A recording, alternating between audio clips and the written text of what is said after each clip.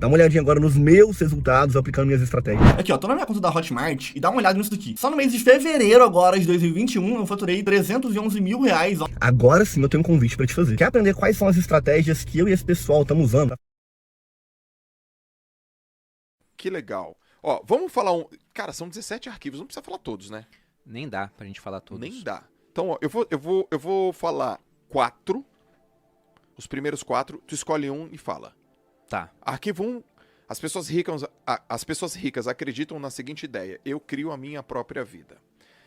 Arquivo de riqueza 2, as pessoas ricas entram no jogo do dinheiro para ganhar. Arquivo de riqueza 3, as pessoas ricas assumem o compromisso de serem ricas. Nossa, isso aconteceu comigo. Elas não querem, vai ser legal isso acontecer, não. Elas colocam como objetivo. Isso sou eu, total. E arquivo 4, as pessoas ricas pensam grande. Escolhe uma das 4 aí e versa. Freestyle. Vou pegar o arquivo 4. Tá. A gente já falou um pouquinho disso naquela Exatamente. meta financeira, né? Pra quem chegou depois, esse livro é baseado em um evento, e no evento pediam pra você escrever o que de fato você ia fazer em termos de meta financeira, e todos nós botamos metas bem baixas, e acabou que a gente passou muito. Mas ele sempre, quando vai falar esses arquivos, ele ainda fala: as pessoas ricas pensam assim, as pessoas de mentalidade pobre pensam, e ele mostra que é o contrário. E o ponto é que essa parte de pensar grande é muito importante. Porque se você pensa pequeno, para chegar no seu objetivo, e não tem nada de errado em pensar pequeno em prazos mais curtos. O Tony Robbins tem aquela frase muito famosa que diz que a gente costuma superestimar prazos curtos e subestimar os longos. Perfeito. Eu acho que a gente vai fazer o contrário, né? No curto você subestima de fato e você superestima o longo, porque no longo prazo muita coisa pode acontecer, igual aconteceu com a gente. Mas o ponto de pensar grande é importante porque pensar grande te obriga a agir de uma forma diferente. Se você só pensar, não, eu quero estar 10% melhor em termos de finanças do que eu tenho agora. Cara, 10% é melhoria incremental. Sim. Você não muda quase nada. Agora, se você se desafiar e falar, não, daqui a 5 anos eu tenho que ter um patrimônio 5 vezes maior do que eu tenho agora. Você sabe que no primeiro ano você não vai dobrar o patrimônio e depois dobrar de novo. Você vai saber que vai ser uma curva, mas você tem que fazer alguma coisa que vai te dar um baita resultado depois. Isso te obriga a agir de uma maneira que você nunca pensou em agir antes. Sim. Então esse é o ponto. Tem uma hora que ele fala, né? Tem que empreender, não tem que me livrar do meu contra-cheque estável. Ele fala que não precisa. Mas o único ruim de um contra-cheque estável é que isso coloca um teto para os seus rendimentos muitas vezes e te impede de fazer outras coisas. Então o ponto é, pense, né, grande, e como que você vai fazer para transformar esse teu pensamento grande em de fato em ações que vão gerar ótimos resultados. Pensar grande é fundamental. Até porque pensar, grande ou pequeno, o trabalho é o mesmo. A prática que vai ser diferente, mas só de pensar grande você já faz o exercício pensando em hipóteses que você nunca contemplaria se fosse pensar pequeno. Cara, ô Bruno, eu quero fazer até uma consideração também. A gente escuta assim, né? Sonhar grande e sonhar pequeno dá o mesmo trabalho. Mas pensar grande e pensar pequeno, você acha que dá o mesmo trabalho? Em termos de meta? Por exemplo, assim, ó, você pensou grande para atingir 5 vezes o seu tamanho. Não, até vou falar diferente. Você pensou em crescer 5, pensou em crescer 1, dobrar. Dá o mesmo trabalho? Acho que sim, cara. É. Se você, vamos supor, eu gosto de separar períodos do dia pra pensar. Não que minha cabeça respeite esses períodos, né? Ela costuma pensar depois disso também. Porque eu sei que sonhar grande é porque sonhar e pensar tem uma diferença, né? Sonhar é mais um devaneio. Pensar é uma coisa mais direcionada, né? Concordo. Mas por que eu digo isso? A gente não controla tudo que a gente pensa, né? Exatamente. Eu tô lendo um Desaparece. pouquinho do Nietzsche, que talvez eu coloque no meu clube do livro lá. Tô pensando se eu coloco porque a filosofia do Nietzsche é assim, ele cospe tudo num livro e foda-se você pra entender, então tem que ter uma aula antes pro pessoal aprender a ler Nietzsche e uma depois pra falar sobre o que leu. Primeiro palavrão. Foi de fato. E foi citando Nietzsche. Já faz um Reels aí, ô Kaique. É palavrão com classe, velho. Aqui a conversa, galera, é Lorde. Vai por mim, pô. Mas o Nietzsche, ele tinha uma ideia, ele tinha uma frase dele que ele falava, há algo que pensa em mim. No seguinte sentido, de que o que você pensa é só uma fração daquilo que tem na sua cabeça, né? Ele fala que você tem um mar, por exemplo, e alguém num farol com uma lanterna ilumina um trechinho do mar, aquilo que você tá pensando, mas há uma série de coisas que você não tá pegando.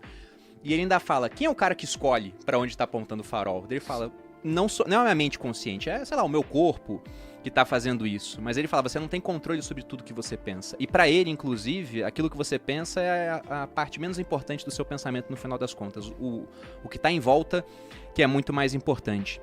Mas, por que eu tô falando isso? A gente tá falando sobre pensar grande e pensar pequeno. Pensar grande e pensar pequeno. Na minha opinião, vai dar exatamente o mesmo trabalho, Joel. A questão é que, geralmente, pra você colocar o seu plano em ação, o grande vai dar mais trabalho, porque te obriga a fazer coisas que você não fez antes. Exatamente. E aí que as pessoas travam. Porque fazer coisas que você não fez antes assustam. Você tem medo. E ele tem um arquivo de riqueza que fala disso, né? Que os ricos, as pessoas de mentalidade rica, agem apesar do medo, enquanto as pessoas de mentalidade pobre, elas ficam travadas pelo medo. Sim. E se você deixar que o medo te trave, você não faz nada diferente. Se você não faz nada diferente, você fica no mesmo local, apenas com melhoras incrementais. O que pra quem ganha muito bem, talvez seja interessante, mas pra quem tá na merda, tá endividado, precisa de renda nova, não tá satisfeito com o trabalho que tem, é a morte, pô. Você tem que fazer coisas novas. E pensar grande vai te obrigar a fazer coisas novas. Cara, uma vez tava eu, você e o Thiago, né? Não sei se todos sabem, mas eu e o Bruno, nós somos sócios, junto com o Thiago Nigro, nós somos sócios aqui no Grupo Primo. E o Thiago veio com uma colocação, ele falou assim: galera, vou fazer uma pergunta pra vocês que me fizeram. E a pergunta foi a seguinte: o que você faria se tivesse dinheiro infinito? Infinito. Quanto? 100 milhões de dólares? 500 milhões de dólares. O que você faria para crescer sua empresa com dinheiro infinito? Como é que você atingiria mais pessoas? Como é que você atingiria um resultado exponencial? E a gente começou a refletir. E aí o pensamento extrapolou, né? Não, a gente falaria com a Oprah. A gente contrataria publicidade, sei lá, na final do Big Brother Brasil. Foi umas paradas muito loucas assim, né? Aí ele fala assim: agora tira o dinheiro. A mente ela ficou esticada. O pensar grande faz a gente obrigatoriamente pensar de maneira exponencial. Pensar pequeno faz a gente pensar de maneira linear. É só apertar um parafuso. Melhor incremental. Melhor incremental, melhorou um processo, cresceu. Agora, para crescer de maneira realmente exponencial, vai ter que sair da caixa.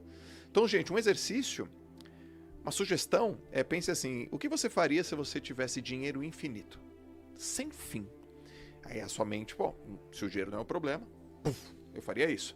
Aí depois você fala: tá bom, agora o dinheiro não é infinito, né? Mas a sua mente, ela atingiu um lugar que de fato você nunca teria atingido se você não tivesse colocado a questão do dinheiro. Exatamente. Vou te falar mais 4 arquivos. Arquivo 5, as pessoas ricas focalizam oportunidades. Arquivo 6, as pessoas ricas admiram outros indivíduos ricos e bem-sucedidos. Arquivo 7, as pessoas ricas buscam a companhia de indivíduos positivos e bem-sucedidos. Arquivo 8. As pessoas ricas gostam de se promover. Foi o que a gente acabou de falar. Escolhe um aí. Vou pegar o 7. A gente já falou do 8, né? Tá. De promoção. Mas o 7 é interessante pelo seguinte. Eu queria que você pegasse esse. Enquanto as pessoas ricas, elas buscam a companhia de indivíduos positivos e bem-sucedidos, as pessoas de mentalidade pobre buscam a companhia de pessoas negativas e fracassadas. Isso aí. Talvez até pra se sentir um pouco melhor, né? Uhum. Ou seja, a sua embriaguez é tão grande que a minha parece pequena. Sim. O Jordan Peterson falou isso uma certa vez. Então tem esse ponto de fato. E tem aquela ideia muito conhecida de que nós somos a média das pessoas com quem convivemos. Não é exatamente a média, mas somos influenciados. Se você anda com um grupo de pessoas e os 5 só comem besteira e fumam, daqui a um tempo provavelmente você vai estar comendo besteira e por mais que não fume, é um fumante passivo. Acabou. Então você está sendo... Não tem mistério. influenciado por eles. Agora, você anda com pessoas que se alimentam bem, que estão começando negócios, que têm outras preocupações com a vida, pensando no futuro, por exemplo, você tende a ser influenciado por essas pessoas. Mas eu escolhi esse princípio principalmente porque ele começa esse capítulo falando sobre pessoas que têm cônjuges negativos. Porque ele coloca lá perguntas que fazem no treinamento pra ele. Isso é muito complicado. Eu recebo isso. Tenho certeza que você recebe também. Como é que eu mudo a cabeça do meu cônjuge? Todo dia. Só que não muda, né? Não muda. Não muda, a não ser que a pessoa queira mudar. Então o que ele fala é que, olha, você pode tentar mostrar através de programação verbal, de exemplos, de episódios específicos, mas se o cara não quiser mudar o modelo de dinheiro dele, trocar os arquivos, não vai dar certo. Inclusive ele fala que talvez seja interessante tomar uma decisão corajosa, que é encerrar um relacionamento que não vai levar a lugar nenhum. Sim. E eu fui refletir de fato. Eu tenho um relacionamento maravilhoso com a Malu, e a Malu sempre me apoiou em tudo que eu fiz. Sempre. Lá atrás, quando eu falava que com 20 anos eu fiz uma declaração, né? Falei que com 30 eu ia ter 1 milhão, depois eu descobri que era inflação, mudou pra viver de renda, porque eu não sabia quanto ia ser 1 milhão. E quando eu falava isso, todo mundo ria da minha cara. Tava muito longe, né? Só que eram 10 anos. A Malu, desde sempre, ela acreditou em mim. E ela assumiu aquilo como uma meta pra ela também. E ela sempre me apoiou durante todo o trajeto. Ela nunca falou assim, não vai dar certo. Ela sempre tava lá do meu lado. Se ela não tivesse do meu lado, se ela fosse uma pessoa que me criticasse, que me botasse pra baixo ao longo do caminho, com certeza eu não estaria mais com ela. Perfeito. Porque, embora eu sempre tenha amado muito a Malu, eu me amo mais. E eu acho que por uma questão de respeito que você tem que ter consigo mesmo, com a própria vida, se você tá num relacionamento que você não tem apoio, pense se vale a pena tomar uma decisão corajosa e encerrar isso. Porque vai ser melhor pra você e pra essa pessoa, provavelmente. Porque não tem como ficar junto durante muito tempo sem apoio mútuo, sem admiração. E se o cara só te critica, não apoia, às vezes não te admira, é melhor partir por uma outra. É isso aí. Eu concordo, tem que ter um projeto de vida. Quando eu casei com a minha esposa, eu falei, como é que você imagina seu futuro? Cara, eu imagino meu futuro com liberdade, viajando no mundo e, sendo muito feliz fazendo aquilo que eu amo. Eu falei, eu também, vamos juntar, Sim. né? E a gente tá nessa e a gente tá muito feliz, cara. Eu tenho um pouco assim desse... Para de ver baboseira na internet, de verdade. Você tem que usar isso daqui pra começar a aprender coisas que realmente podem fazer a diferença na sua vida, tanto pessoal como financeira. E não, eu não vou ser mais um desses caras que fala e não prova nada. Dá uma olhada nos resultados dessa galera depois que eles aprenderam minhas estratégias de venda. Nos últimos 30 dias foram mais de 13 mil reais. Em uma semana eu fiz quase 3 mil reais. 2.500, né? Nada mal pra quem tem 16 anos. Ali eu tenho 8.733. Aí pra você ver, fiz mais de 20 mil reais em apenas um dia. Esse aqui é o meu saldo, já fiz aí vários saques. Aí tá um pouquinho dos meus resultados faturados pela Hotmart. Olha aqui, um saldo total de mais de 5 mil reais. Hoje eu tô faturando mais de 100 mil reais por mês, pude sair do meu emprego e tô vivendo, viajando, trabalhando pela internet, que é a vida que eu sempre sonhei. E é claro, eu não podia te falar somente dos resultados deles, né? Dá uma olhadinha agora nos meus resultados aplicando minhas estratégias. Aqui, ó, tô na minha conta da Hotmart e dá uma olhada nisso daqui. Só no mês de fevereiro agora de 2021, eu faturei 311 mil reais, ó, também tem $1.000 aqui. Isso vem se repetindo tem muito tempo, tá? Quer ver? A primeira vez que eu faturei muito dinheiro foi lá em 2018, ó, novembro de 2018. Então você vê que é uma parada que eu venho replicando há anos, tá? Dá uma olhada, novembro de 2018, 158 mil. Vamos pegar só mais um mês aqui pra não demorar muito. Vamos pegar um ano depois disso, vamos pegar novembro de 2019. Olha que novembro de 2019 foram 486 mil reais em um mês. E esse método é replicável. Aí, agora sim eu tenho um convite pra te fazer. Quer aprender quais são as estratégias que eu e esse pessoal estamos usando pra faturar alto pela internet, trabalhando com marketing digital? E olha, detalhe, você pode começar do absoluto zero e começar a colher resultados em tempo recorde, tá? De verdade.